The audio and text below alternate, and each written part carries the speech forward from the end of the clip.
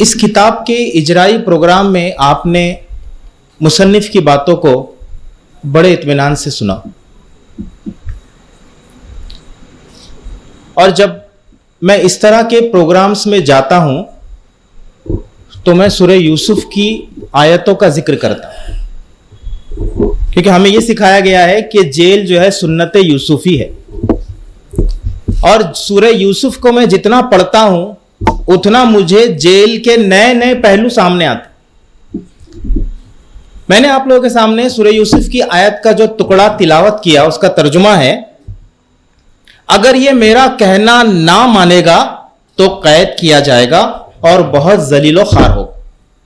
यह बात अजीज मिस्री की बीवी ने हजरत यूसुफ अलैहिस्सलाम के हवाले से कही और वो एक गलत काम हजरत यूसुफ अलैहिस्सलाम से करवाना चाहती थी।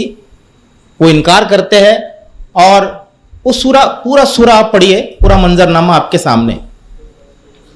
आज की बातिल हुकूमत मुस्लिम नौजवानों से गलत काम करवाना चाहती है और जो लोग नहीं करते हैं उनको जेल की सलाखों के पीछे डाला जाता है, जलीलो खार करवाया जाता है। 19 साल, ये मिसाल आपके सामने एहतशाम साहब बैठे। वो गुनहगार, वो गुनह के काम क्या है? पहला, मोहसिन साहब, कि आप लोग मिल्लत के लिए काम करना बंद कर, मिल्लत की बेदारी का प्रोग्राम बंद कर। और दूसरा, जेल जाने के बाद हम जो आपसे कह रहे हैं उस गुनाह को कबूल कर। हजरत यूसुफ अलैहिस्सलाम से क्या कहा गया कि तुम मान लो कि कुर्ता आगे से फटा था या पीछे से फटा था, तुमने रिझाया था या उसने रिझाई थी।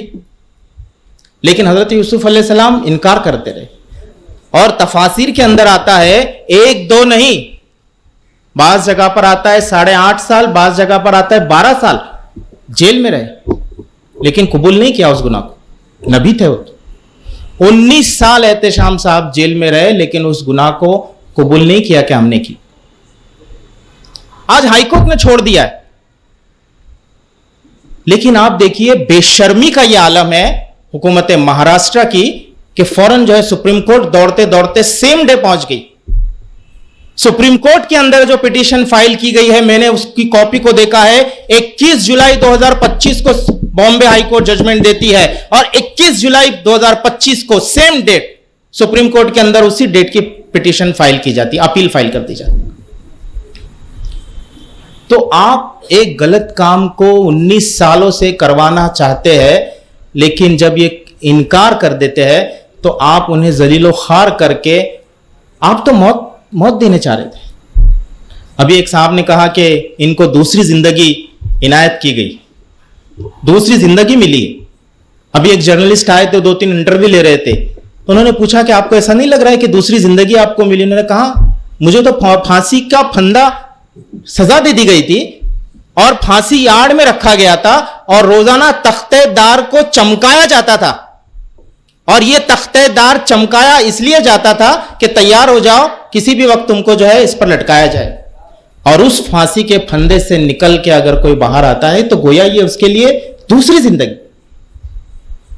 अंडर ट्रायल की हैसियत से जिंदगी गुजारना जेल के अंदर अलग चीज है और फांसी के फंदे के तहत जेल के अंदर गुजारना दूसरी चीज है, बहुत खतरनाक चीज। अंडर ट्रायल के अंदर 9 साल ये गुजारते हैं और फांसी के फंदे के तहत 10 साल गुजारते हैं, टोटल 19 साल का अरसा है। यानी तकलीफ दे कैद का मरहला ज्यादा है बनिस्बत अंडर ट्रायल के। दोनों ही कैद के मराहिल। अजीज भाइयों, ये जो किताब आपके सामने आज इसका इजरा किया गया है, ये कोई मामूली किताब नहीं है, ये कोई आम लिटरेचर नहीं है। इसे लिटरेचर की जबान में प्रिजन लिटरेचर कहा जाता है और प्रिजन लिटरेचर वो चीज है जो जेलों के अंदर जन्म पाती है, जेलों के अंदर नमू पाती है और जेलों के अंदर जिसकी आबियारी की जाती है। और जेलें हमारी तरह एसी रूम और वक्त टेबल और कुर्सी और थोड़े थोड़े वक्फे में चाय कॉफी और बहुत सुहाना, ऐसा नहीं है मंजर। बल्कि जेलें आप देखिए ना, जिस जिस जगह पे एहतशाम को कैद किया गया है, बस इस दीवार के पीछे फांसी का फंदा है, जिसको डेली ऑयलिंग की जा रही है कि जिस दिन एहतशाम को फांसी के फंदे पे लटकाया जाए तो यह तख्तेदार नाकाम ना हो और वक्त पर जो इसको फांसी के फंदे पर मौत के मुंह में ढकेल दिया जाए। ऐसी जो ऑयलिंग की जाती है, उसकी आवाज फांसी के फंदे जिसको सजा मिलती है, उसकी आवाज उसके कानों में पड़ती है कि वहां पे तैयारी की जा रही है मौत की मेरी। ऐसे वक्त में बैठ करके अगर कोई कैदी किताब लिखता है तो आप क्या समझते हो, कोई मामूली किताब है? हमारे शौरा इकराम ने जो है इसी रूमों के अंदर और डाइनिंग टेबल के ऊपर और लिविंग रूम के अंदर बैठ के अच्छी अच्छी शायरी की है, लेकिन यह शायरी अलग शायरी है। मैं जब तस्वीर दर्द पढ़ रहा था, एहतशाम साहब ने भी इसका जिक्र किया है, और तस्वीर दर्द में अल्लामा इकबाल साहब ने जो बात कही है, जो 2 अशार उन्होंने पढ़े हैं, उसके आगे सुन लीजिए। जलाना है मुझे हर शम्मे दिल को सोज़े पिन्हा से, तेरी तारीख रातों में चरागा करके छोड़ूंगा, मगर गुंचों की सूरत हूं दिले दर्द आशना पैदा, चमन में मुश्त खाक अपनी परेशा करके छोड़ूंगा, पुरोना एक ही तस्बीह में इन बिखरे दानों को, जो मुश्किल है तो इस मुश्किल को आसा करके छोड़ूंगा, मुझे ए हम नशी रहने दे शुगले सीना कावी में, कि मैं दागे मोहब्बत को नुमाया करके छोड़ूंगा। और आखिरी में जो उन्होंने भी इस शेर को कोट किया है, दिखा दूंगा जहां को जो मेरी आंखों ने देखा है, तुझे भी सूरते आई ने हैरा करके छोड़ूंगा। तो ऐसे वक्त में शेर व शायरी करना मौत के साए तले, हमारे एक जो है, मुझे याद आ गया, मौत के साए तले हमारे एक कुरान की तफसीर लिखी है एक आलिम दीन ने, कुरान की तफसीर लिखी है सैयद कुतुब ने। क्या नाम है उसका? फी जिलालुल कुरान, कुरान के साए तले। और एहतशाम साहब शायरी कर रहे हैं मौत के साए तले। मौत के साए तले शायरी नहीं होती जनाब। मौत के साए तले तो आदमी जो है कलमे पढ़ता है, आदमी तड़पता है, रोता है, लेकिन शायरी, हमारे एक उर्दू के साहब ने कहा था कि शायरी किसी के बस का रोग नहीं है, शायरी नेचुरल होती है, शायरी दिल से निकलती है और शायरी दिलों तक पहुंचती है। मैं अगर मश्क के सुखन करना चाहूं शायरी का, एक शेर भी नहीं कह सकता। आप देखिए किस अरसे में ये पहुंचे हैं जेल में, और 10 से 12 साल का अरसा गुजर गया है, करीब 40 साल के अरसे में पहुंच करके वो शेर व शायरी कर रहे हैं। और ऐसी जगह शेर व शायरी कर रहे हैं जहां रोजाना मौत का सन्नाटा है, मौत का साया है। तो शायरी दिल से निकलती है, दिल तक पहुंचती है। तो मैं आपसे अर्ज कर रहा था कि तस्वीर दर्द ये पढ़ते थे, गुनगुनाते थे, और उसी वक्त इनको इल्हाम हुआ गोया के, और उन्होंने हॉरर सागा लिखी। हॉरर सागा के मैं आखिरी के 2 बैलेट पढ़ के सुनाना चाहता हूं। Now I am in a room solely and spending my days lonely, for hanging a gallows is there, separated by a door from here. एक ही दरवाजा है जहां पे सेल में बैठे, उसके पीछे वो गैलोज है। Realizing this my body perspire, nobody is allowed to meet us here, whether relatives are of fraternity, because they cannot face the difficulty of procedures and jail regulations. This prison I was sent for isolation. This is another form of torturing, because this was a setting. Hence, forget about telling anybody what had happened in the custody. और आखिरी का ballot है, वो लिखते हैं, no one watches what I am facing. To me, everything is teasing. I am in mental suffering. The stress too is buffering. The atmosphere is clamoring. No one gets peaceful slumbering. Slow poison they are feeding. Hence, every prisoner is shriveling. We are praying and awaiting for starting of the court proceedings. But it is not commencing. because this was a sitting, hence I am telling this to everybody what had happened in the custody. मुसलसल कई साल का अरसा है जिसमें date नहीं मिलती। आपने सुना होगा कोई कैदी जेल में होता है तो उसको 10 दिन 15 दिन 14 दिन 15 दिन की डेट मिल जाती। 4 साल का अरसा है, कोई डेट नहीं, और फांसी की सजा में रखा गया है। उसकी कर्ब का, उसके दर्द का क्या आलम होगा आप अंदाजा नहीं कर सकते। और ऐसे वक्त में बैठ करके ये शायरी मैं समझता हूं इल्हाम होती है, और ये शायरी लिखी जाती है और बाहर आती है और किताबी शक्ल में आपके सामने है। लोग कहते हैं मुसलमानों को उर्दू के अलावा आता क्या है, और मैं आपके सामने पेश करता हूं कि उर्दू मीडियम का ये बच्चा है जो अंग्रेजी में म्यारी शायरी करता है, और दिल्ली की एक प्रोफेसर इस शायरी पर अश अश करके रह जाती है कि ये ख्याल बैलेट लिखने का कहां से आया, ये एक नया फॉर्म है, ये एक नई इजाद है, और अंग्रेजी शायरी के अंदर एक योगदान है गोया के। तो उर्दू को मातूब करने वाले, उर्दू से चिढ़ने वाले, अभी हाल ही में सुप्रीम कोर्ट ने कहा कि उर्दू तो आपकी हिंदुस्तान की जबान है, क्यों इससे चिढ़ते हो, क्यों इससे नफरत करते हो, क्यों इसको खत्म करना चाहते हो। ये हमारी जबान नहीं है, ये सिर्फ मुसलमानों की जबान नहीं है, ये तो इस मुल्क की जबान है, सबको पढ़ना चाहिए। ये सुप्रीम कोर्ट ने बात कह दी। तो मैं अजीज भाइयों ये कहना चाह रहा था कि जेल में लिखना आसान नहीं है। पूरी भारत की जेलों में मेरी जो तहकीक है, पूरी भारत की जेलों में लिखने पर अनडिक्लेयर पाबंदी है, और लिखी हुई चीजें बाहर पहुंचाने पर अनडिक्लेयर बैन है, और उन चीजों को छापना गोया कि आप सोच नहीं सकते। हालांकि अभी एहतशाम साहब ने हवाला दिया सुप्रीम कोर्ट और हाई कोर्ट के जजमेंट से, जिसमें यह बात कही गई है कि हर कैदी को लिखने का, किताब लिखने का, शाये करने का हक हासिल। लेकिन यहां पर जो हम देखते हैं कि इस तरह की कोई चीजें हमको मिलती नहीं है। केस का जिक्र किया है एहतशाम ने। मैं आपको दावे से कहता हूं भारत का सबसे बड़ा बोगस केस अगर बम ब्लास्ट का कोई हो सकता है तो यह केस। भारत का सबसे बड़ा फैब्रिकेटेड केस कोई हो सकता है तो 7/11 केस।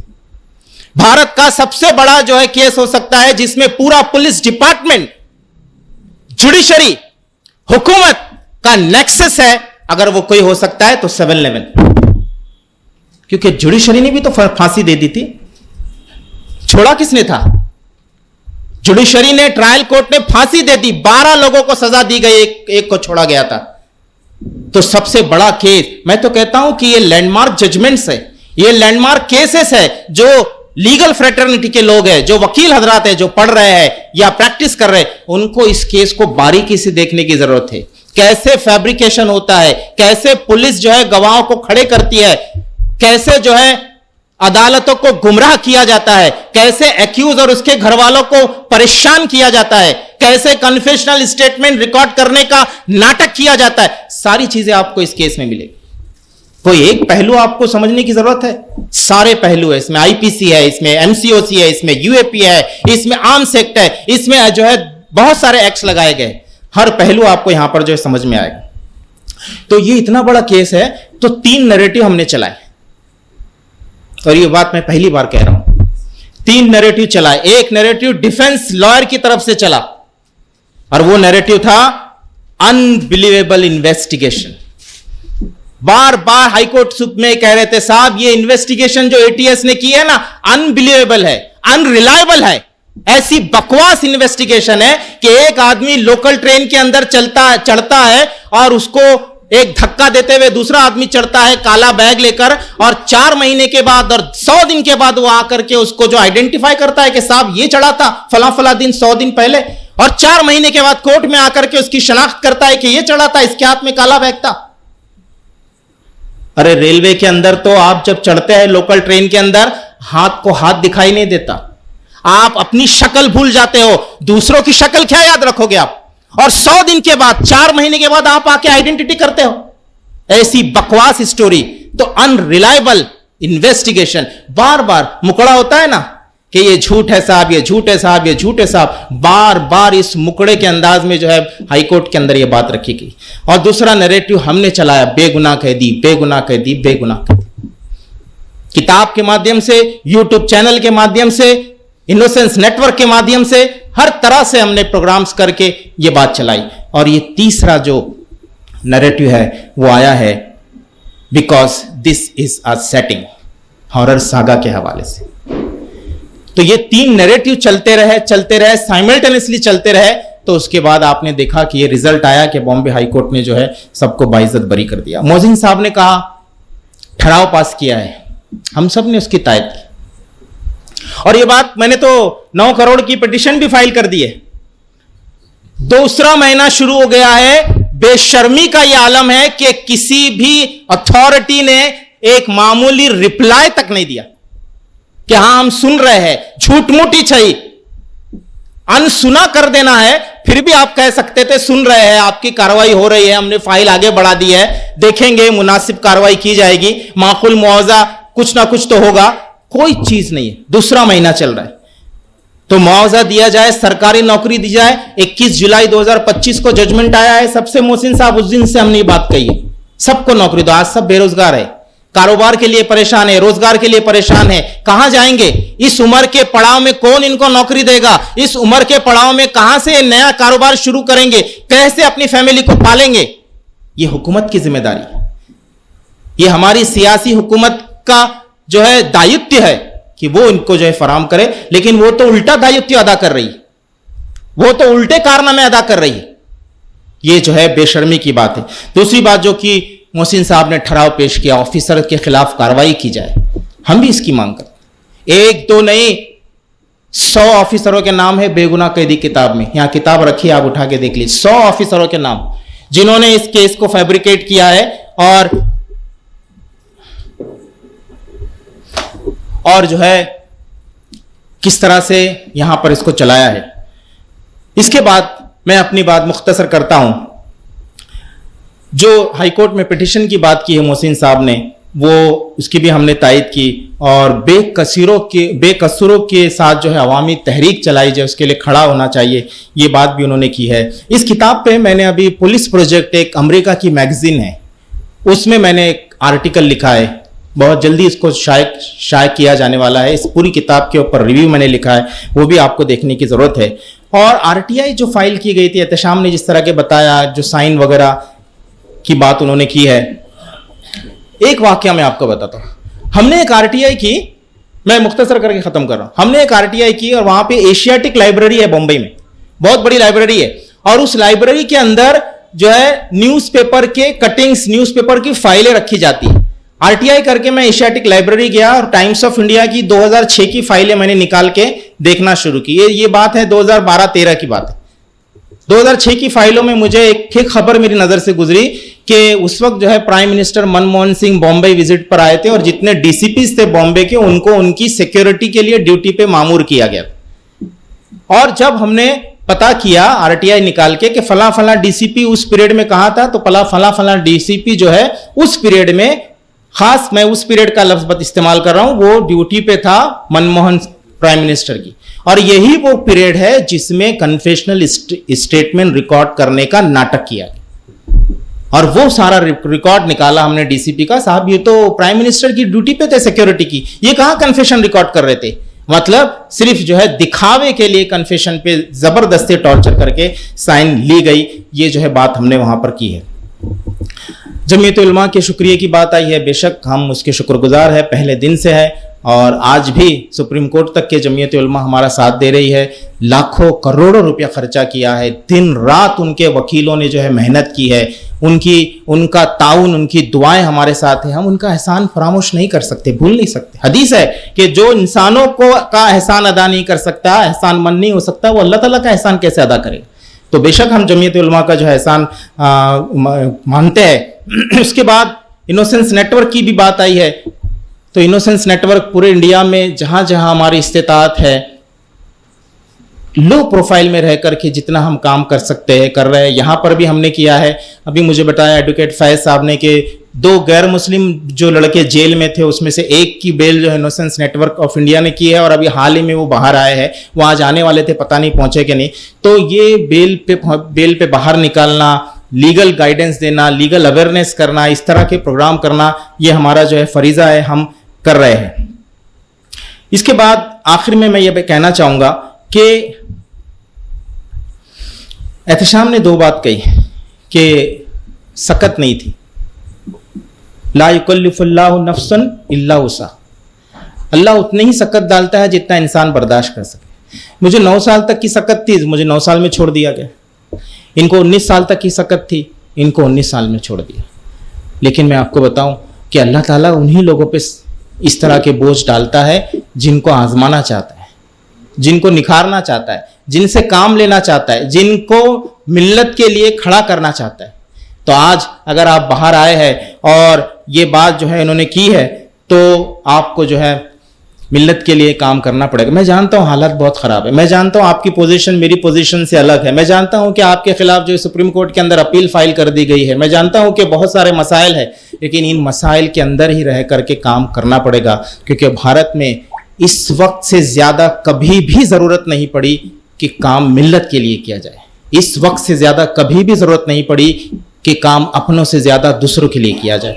आखिर में मैं आप लोगों से अपील करूंगा कि इनोसेंस नेटवर्क जो चैप्टर बनाया गया है औरंगाबाद के अंदर, उसका आप ताउन दे और उसके शाना बशाना खड़े रहे। उसके प्रोग्रामों की जो भी डिटेल है आपको एडवोकेट फैज साहब और उनकी टीम से मिलती रहेगी, और इस तरह के प्रोग्राम्स और इस तरह की जो बेगुनाहों की जो इमदाद हो सकती है हम करते रहेंगे।